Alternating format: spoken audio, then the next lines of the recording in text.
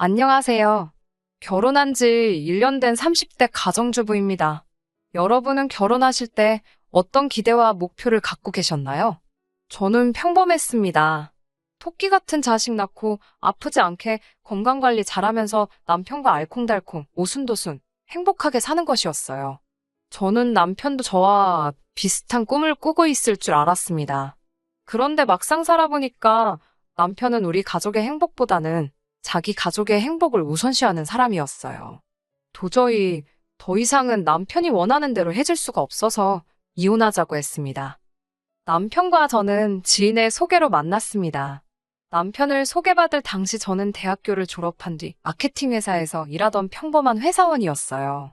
하루는 같이 일하는 동료가 자기가 아는 사람 중에 정말 괜찮은 사람이 있는데 한번 만나보지 않겠냐며 소개팅 자리를 주선해 주었습니다. 대학교 시절 연애를 해본 적은 있지만 직장을 다닌 이후로는 좀처럼 마음의 여유가 없어서 사람을 못 만나고 있던 게 사실이에요. 게다가 봄이라서 그런지 주변에 연인들도 많아졌었고요. 그런 와중에 동료가 다리를 놔준다고 하니 솔직히 조금 반가운 기분이었지요. 그런 제 마음을 눈치챈 건지 동료는 저더러 부담 갖지 말고 나가보라 했습니다. 남자가 마음에 들지 않으면 2번 안 봐도 된다면서요. 그렇게 그 주 주말에 나가게 된 소개팅 자리에서 지금의 남편을 만나게 되었습니다. 남편은 저보다 2살이 많았고 제가 다니던 회사에서 멀지 않은 제약회사에 다니고 있었습니다. 영업사원으로 일해서 그런지 말을 잘하더라고요. 점심 먹고 커피나 한잔 하고 들어올 줄 알았는데 저녁 식사도 같이 하고 맥주까지 한잔한 뒤 집에 들어왔습니다. 남편이 저를 집에 데려다 주곤 다음 주엔 언제 만날 거냐며 자연스레 애프터 신청까지 해왔고요. 이렇게 저와 남편의 연애가 시작되었습니다. 그리고 6개월 정도가 지났을 무렵 남편이 저에게 프로포즈를 해왔어요.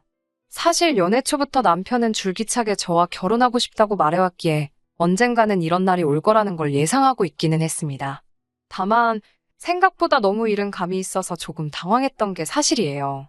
남편은 평생 행복하게 해주겠다며 자기만 믿고 따라와 달라고 했어요. 자신만만한 그의 모습에 저는 인생을 건 게임을 해보기로 마음먹었지요. 본격적으로 결혼 이야기가 오가면서 양쪽 집에는 언제 인사를 드리러 가는 게 좋을지 이야기가 나왔습니다. 당시 남편은 서울에서 자취를 하고 있었고 저는 서울에서 부모님과 함께 살고 있었어요. 데이트가 끝나면 늘 남편이 저를 집에 데려다 주었기 때문에 제 생각에는 주말 중 하루 남편이 저희 집에 들려서 저희 부모님도 뵙고 저녁도 먹고 가면 좋을 것 같더라고요. 그래서 이번 주에 우리 부모님부터 뵙는 게 어떻겠냐고 물었습니다. 그러자 남편은 조금 당황하는 눈치였어요. 그러더니 남편 말로는 이런 건 시댁부터 가는 게 그림이 좋다고 하더라고요. 그림이 좋다는 게 무슨 소리냐고 물으니 보통들 그렇게 하지 않냐고 저에게 되묻더라고요. 저도 처음 준비해보는 결혼인데 뭘 얼마나 알았겠어요. 그다지 중요한 문제가 아니라고 생각했기 때문에 남편이 원하는 대로 하자고 했습니다. 당시 시부모님께서는 서울에서 차로 대략 3, 40분 거리에 살고 계셨어요. 가기 멀고 힘든 지역도 아닌데 굳이 뭐 따질 필요가 있나 싶기도 했고요. 그렇게 인사를 드리러 가기로 한 주말이 되었습니다. 친정부모님은 이미 제가 사귀는 사람이 있는 것도 프로포즈를 받았다는 사실도 다 알고 계셨어요. 그래서 제가 인사를 드리러 간다고 했더니 저보다 더 떨려 하시는 것 같았습니다. 친정어머니께서 전날 백화점에서 근사하게 포장된 한과 세트도 사오셨더라고요. 그렇게 남편의 차를 타고 시댁으로 향했습니다.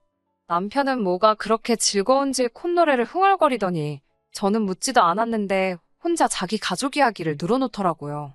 물론 전에도 각자의 부모님이 어디에 사시는지, 연세는 어떻게 되시는지, 지금은 무슨 일을 하시는지 정도는 이야기를 나눈 적이 있었지요.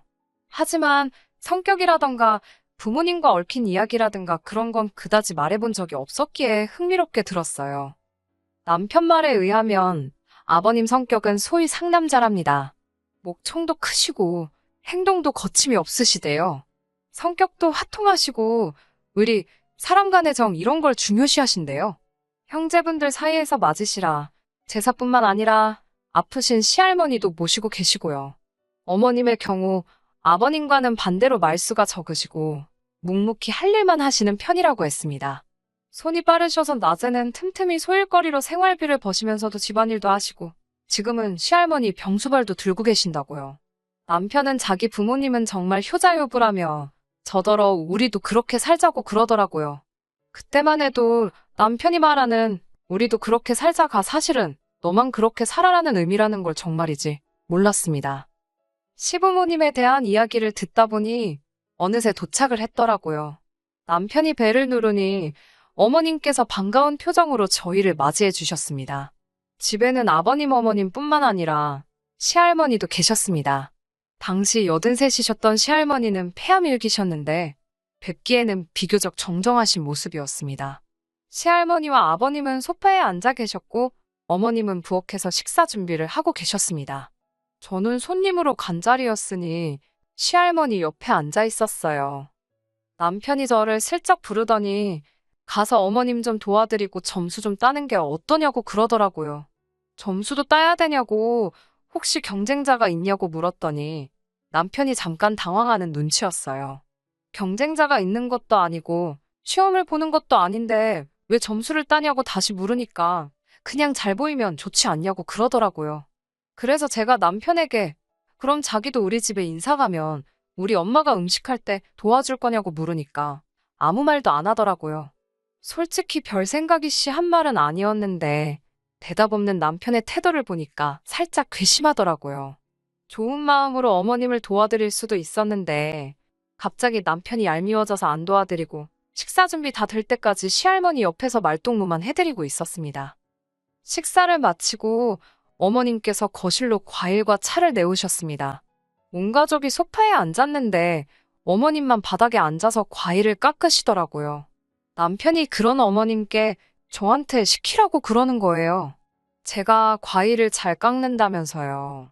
저는 깜짝 놀라서 무슨 소리를 하는 거냐는 표정으로 남편을 쳐다봤지요. 그랬더니 엄마도 좀 쉬어야 하지 않겠냐면서 저더러 깎으라고 그러는 거예요. 아니, 그러면 본인이 깎으면 되지. 왜 나한테 깎으라는 건가 싶더라고요. 그런데 그 순간 할머니께서 갑자기 사과 향이 맡기 싫으시다고 치우라고 하셨어요. 그래서 다행히 과일은 안 깎아도 되었지만 집으로 돌아오는 내내 아까 남편의 행동 때문인지 기분이 영 찜찜했어요. 자식이 부모님을 챙기는 건 당연한 거고 저도 이해할 수 있어요. 그런데 자꾸 저한테 이렇게 해달라, 저렇게 해달라 하는 게 솔직히 짜증나더라고요. 그래도 큰 탈 없이 상견례까지 하게 되었습니다. 시할머니를 모시고 나올 상황이 여의치 않아서 시댁 근처에 위치한 중식당에서 만나게 되었어요. 아버님께서는 마음이 급하셨는지 본론만 이야기하자고 하시면서 애들, 그러니까 저희가 결혼할 때 얼마나 해주실 수 있냐고 물어보시더라고요. 참고로 저희 부모님은 서울에서 한식당을 운영하고 계십니다. 증조 할머니 때부터 대를 이어온 식당으로 방송도 몇 번 탔고 단골 손님들도 많습니다. 자랑은 아니지만 장사가 잘 되는 편이에요. 이 사실을 시댁에서도 알고 계시고요. 저희 아버지께서는 조심스레 1억 정도를 생각하고 있다고 말씀하셨습니다. 그러자 아버님께서는 기분이 좋으신 듯 표정 관리를 못 하시더라고요. 이번에는 저희 아버지가 얼마나 생각하고 있으신지 물으셨어요. 아버님께서는 갑자기 목소리를 까시더니 솔직히 당신들은 돈이 없으시답니다. 병드신 할머니 수발 드느라 그나마 아들 장가 보낼 때 쓰려고 모아두셨던 돈 다 까먹으셨다고요. 그렇다고 장가 간다는 아들 못 가게 할 수도 없으니 일을 어쩌면 좋냐고 되려 저희 아버지께 물어보시더군요. 그러더니 하지만 당신 아들이 예전부터 그렇게 외제차를 타고 싶어 했답니다. 그래서 저희만 이해해준다면 제 쪽에서 지불하고 남편 쪽에서 외제차를 해오겠다고 하는 거예요. 돈이 없는데 무슨 외제차냐 싶었지만 남편이 옆에서 보태듯이 설명하기를 영업직군에서 일하려면 외제차랑 좋은 시계는 필수랍니다. 솔직히 말이 되는 것도 같았고 안 되는 것도 같았어요. 저희 아버지도 저랑 똑같은 생각이셨던 것 같습니다. 저희 아버지께서는 당장 뭐라 말씀드리기는 어렵고 저희도 한번 생각을 해보겠다 대답하셨습니다. 만약에 저희 쪽에서 집을 해가면 사돈께서 차하고 혼수까지는 해오시라고 덧붙이시더라고요. 그러자 아버님도 그러시겠다 하셨고요. 저희 부모님은 고심 끝에 아버님의 제안을 받아들이기로 하셨습니다. 마침 저희 친정에서 멀지 않은 곳에 저렴한 전세가 나왔었거든요. 딸이 갑자기 시집을 간다고 해서 서운했는데 이참에 2년 더 옆에 끼고 살자며 좋게 말씀해 주셨습니다. 남편도 얼마 지나지 않아 제 예상보다도 더 비싼 외제차를 몰고 나타났습니다. 혼수도 제 취향과는 많이 멀었지만 하나둘씩 채워졌고요. 양가 어른들이 서로의 약속을 지켜주시면서 저희는 부부가 되었습니다. 하지만 막상 부부의 연을 맺고 나니 남편은 예전과는 다른 사람처럼 느껴졌습니다. 신혼여행지에서 있었던 일이에요. 신혼여행지에 도착한 둘째 날, 왜인지 남편이 잔뜩 심통이 나 있더라고요. 제가 왜 그러냐고 몇 번을 물어도 제대로 이유도 말해주지 않았습니다. 저도 슬슬 화가 나기 시작했어요. 그때 남편이 저에게 어머님께 전화 드렸냐고 물었습니다. 무슨 전화를 드리냐니까 아까 저랑 장모님이랑 통화하는 건 들었는데 어머님이랑 통화하는 건 못 들었다면서 왜 어머님한테는 안 드리냐고 그러는 거예요. 딱히 드릴 말씀도 없는데 왜 전화를 드려야 하냐니까 장모님한테는 무슨 이야기를 했냐고 묻더라고요. 제가 모녀지간에 무슨 이야기를 했는지 사위가 왜 궁금해하냐고 그랬습니다. 그리고 원래 모녀지간에는 굳이 할 이야기가 없어도 자주 통화하고 그런다고 덧붙였어요. 그러자 남편은 모녀지간엔 할 이야기 없어도 전화하고 고부지간엔 그러면 안 되냐고 따지더라고요. 남편에게 지금 나랑 싸우고 싶어서 일부러 시비 거는 거냐니까 정말 이해가 안 돼서 그런답니다. 이해가 안 되면 이해하지 말라고 소리를 빽 질렀더니 왜 소리를 지르냐며 너무 서운하다고 그러더군요. 전화 한 통만 하면 끝날 일을 왜 크게 만드냐고요. 자기는 그저 제가 어머님한테 예쁨 받는 며느리가 되면 좋겠어서 그런 거랍니다. 그리고 어머님 입장에서도 며느리가 먼저 전화해주면 얼마나 기분이 좋겠냐고요. 그래서 아드님이 직접 하세요. 아무려면 아드님 전화가 좋지. 생판남인 며느리가 좋겠습니까? 라고 잔뜩 비꼬아줬네요. 하지만 앞으로 제가 말씀드릴 사건에 비하면 이건 정말 양반입니다. 심지어 남편은 뉴스에서 어디 지역이 덥다 춥다 비 온다 눈 온다 어느 도시에서 사고가 났다만 나와도 저더러 전화를 드리라고 해요. 안부를 여쭈라고요. 앞에서도 말씀드렸다시피 시댁은 서울에서 차로 30분 거리입니다. 제주도에 비가 많이 왔다고 어머님 안부를 물어야 할까요? 대전에 큰 교통사고가 있었다고 전화를 또 드려야 할까요? 하지만 남편은 그게 다 며느리 도리랍니다. 제가 해야 어머님이 더 좋아하신대요. 반드시 제가 해야만 어머님이 저를 더 좋게 봐주신다는 거예요. 그러면서 남편이 입에 줄기차게 달고 다니는 말이 있었습니다. 자기 어머니는 한평생 힘들게 사신 분이랍니다. 그래서 잘해드리고 싶대요. 앞으로 꽃길만 걷게 해드리고 싶고 더는 고생 안 하고 사시게 해드리고 싶다고요. 그런데 왜 그 이야기를 자꾸 저에게 하는지 너무 부담스러웠어요. 지난번에는 제가 야근까지 하고 집에 10시가 다 돼서 들어온 날이었어요. 얼마나 피곤하던지 말 그대로 진이 다 빠져서 크지도 않은 집인데 현관부터 안방까지가 천리길 같더라고요. 결국 소파에 주저앉아 머리는 머리대로 다 풀어헤치고 옷도 벗다만 채로 늘어져 있는데 남편이 핸드폰을 제 앞으로 들이밀더라고요. 그러더니 며느리가 자주 전화 못 드려서 죄송하답니다. 그러는 거예요. 무슨 소린가 하고 보니까 남편이 어머님한테 영상통화를 걸어서 저를 비추고 있더라고요. 얼마나 당혹스럽고 화가 나던지요. 남편 손에서 휴대폰을 빼사 전화를 끊어버렸습니다. 그리고는 미친 듯이 화를 냈어요.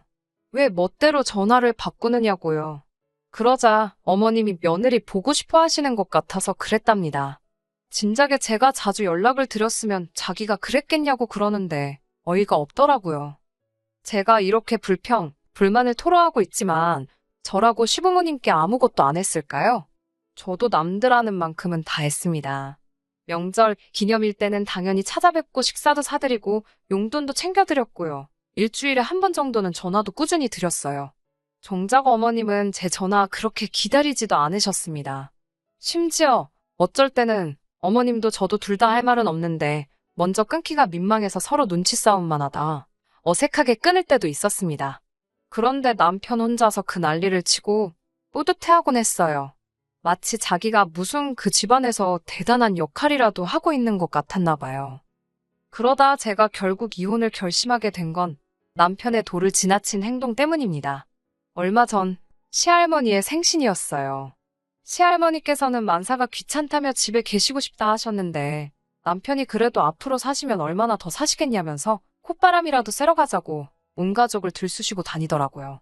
사실 이 무렵에는 할머니 병세가 급격하게 안 좋아지셔서 거동도 많이 불편하신 상태였어요.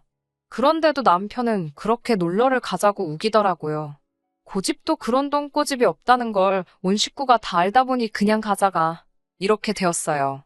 저한테도 회사에 얘기해서 휴가 내라고 어찌나 성화였는지 모릅니다.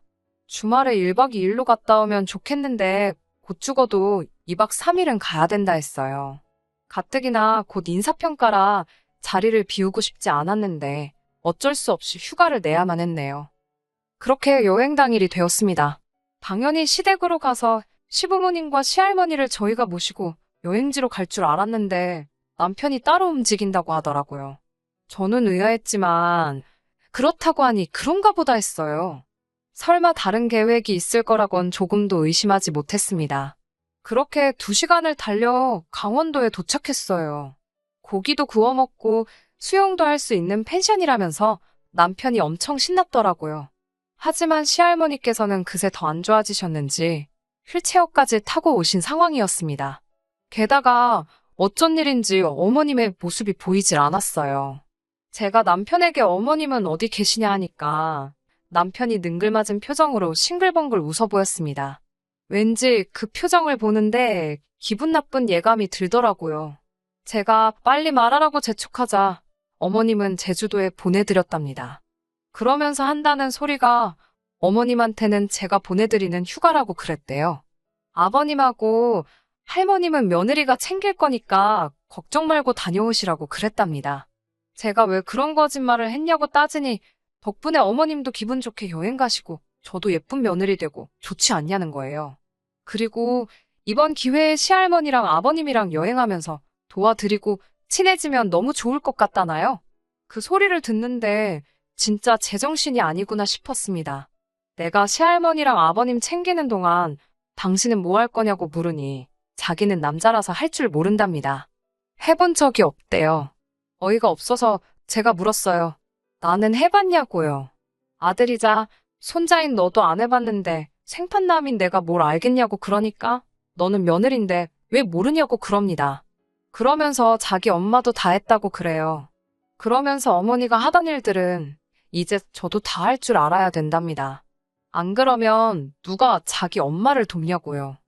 어머님을 왜 나만 돕냐고 하니까 며느리가 시어머니를 돕지 그럼 누가 시어머니를 돕냐고 그러는데 정말 말귀를 못 알아들어 처먹는다는 표현이 내 남편 때문에 생겼구나 싶었습니다.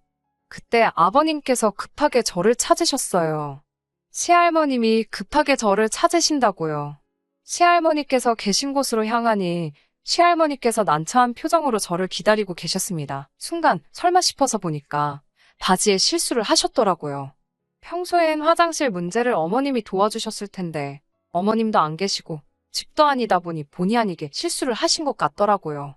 저는 일단 할머니를 화장실로 모신 뒤 씻겨드렸습니다.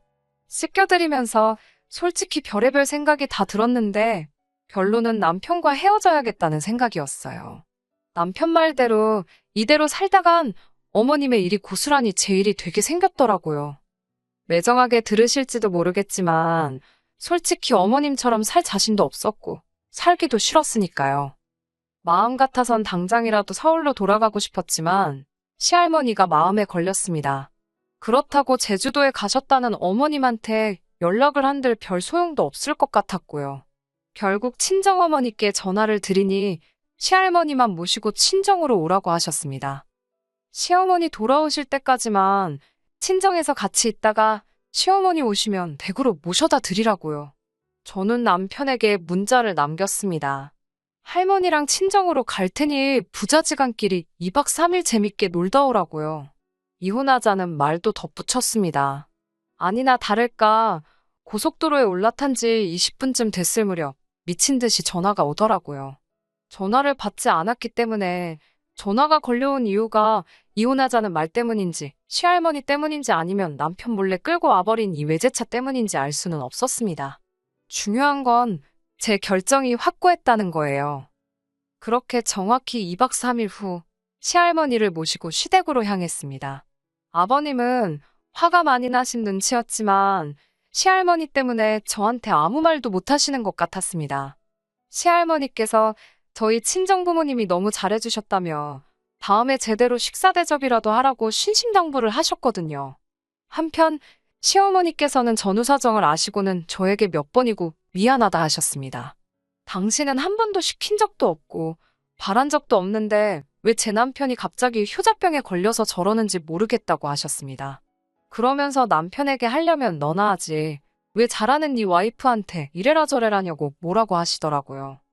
어른들의 그런 반응에도 불구하고 제 결심은 좀처럼 흔들리지 않았고 남편은 그런 저를 이해하지 못했어요. 설령 자기가 거짓말을 해서 화가 났다 해도 선의의 거짓말인데 그렇게 용서가 안 되냐입니다. 저는 남편에게 미안한 말이지만 난 어머님처럼 살고 싶지 않다고 했어요. 평생을 아버님 뒷바라지 하시고 당신 키우시고 이제 시할머니 병수발까지 들고 계시지 않냐고요. 그런 어머님을 보면서 당신은 뭐 느끼는 거 없냐고 물었습니다. 그러자 남편은 그래서 착한 여자랑 결혼해야겠다 생각한 거래요. 다른 아줌마들은 딸이라도 있어서 딸이 많이 도와준다는데 어머님은 딸도 없으니까 딸 같은 며느리를 만들어주고 싶었다나요. 그 말을 듣는데 진짜 농담이 아니라 온몸에 소름이 쫙 끼치더라고요. 근데 그때 남편이 저더러 진짜 딸 같은 며느리 못하겠냐고 묻더라고요. 못한다고 소리를 질렀어요. 그렇게는 못 살아. 안 산다고. 그러자 남편이 한숨을 내쉬더니 그럼 헤어지자고 하더라고요. 자기가 찾던 여자가 아니랍니다. 대신 저 때문에 이혼하는 거니까 위자료는 못 준대요. 서로 가져왔던 거 그대로 가져가자길래 그것만 해도 어디냐 싶어 좋다고 깔끔하게 헤어지자고 했습니다. 바로 말씀드리면 시부모님이나 시할머니께서 충격이 너무 크실 것 같아 며칠 지난 뒤 어머님께 전화를 드렸습니다. 어머님께서는 이미 어느 정도 알고 계셨다면서 당신 아들 생각하면 잡고 싶으신데 같은 여자로서는 잡고 싶지 않으시다 하셨어요. 당신 인생을 돌이켜보니까 당신은 행복하셨지만 굳이 다른 사람에게 추천하고 싶진 않으시다며 웃으시더라고요. 저더러 잠깐이나마 가족이랑 귀한 인연으로 만나서 좋으셨다며 어디서든 잘 살려고 하셨습니다. 평소에 워낙에 말수가 없으신 어머님이셨는데 여러모로 많은 감정이 스쳐 지나갔습니다. 잠시나마 어쩌면 만약에 남편이 먼저 나대지만 않았으면 오히려 저와 어머님은 잘 지냈을지도 남편이 말한 딸 같은 며느리가 되었을지도 모르겠다는 생각이 들었네요. 남편과 저는 이제 완벽한 남남입니다. 서로 안부 같은 것도 묻지 않고요. 당연히 조금도 궁금하지도 않아요. 어찌나 피곤했던지 당분간은 새로운 인연을 만나는 건 엄두가 나지 않네요. 갑자기 뭐 연예인이 했던 말이 생각이 납니다. 단무지, 효도는 제발 셀프로 합시다. 끝까지 들어주셔서 감사합니다. 오늘의 사연은 여기까지입니다. 구독과 좋아요, 알람 설정 부탁드리고 더 좋은 사연으로 다시 찾아뵙겠습니다. 감사합니다.